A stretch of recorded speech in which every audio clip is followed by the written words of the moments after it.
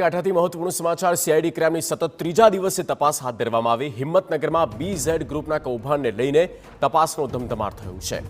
ઝાલાનગર ભૂખ્યા ગામે સીઆઈડીની ટીમે મોટી કાર્યવાહી કરી। આરોપી ભૂપેન્દ્ર ઝાલાની વૈભવી કાર પણ જપ્ત કરવામાં આવી।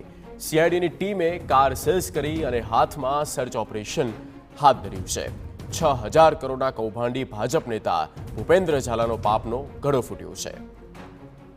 આરોપી ભૂપેન્દ્ર ઝાલા વૈભવી કાર તેની જપ્ત કરી લેવામાં આવી છે। સીઆઈડીની ટીમે કાર સીઝ કરી ઘરમાં પણ સર્ચ ઓપરેશન હાથ ધર્યું છે।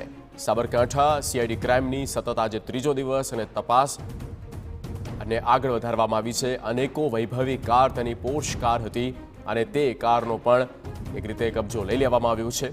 ઝાલાનગર ભૂખ્યા ગામે સીઆઈડીની ટીમ દ્વારા આ મોટી કાર્યવાહી કરવામાં આવી। આરોપી ભૂપેન્દ્ર ઝાલાની આ વૈભવી કાર પણ જપ્ત કરી લેવામાં આવી છે।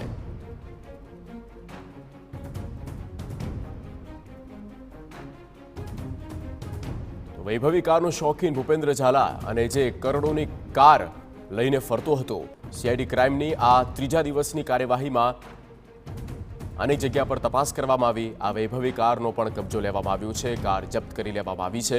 ઝાલાનગર ભૂખ્યા ગામે સીઆઈડીની ટીમ દ્વારા આ મોટી કાર્યવાહી કરવામાં આવી છે।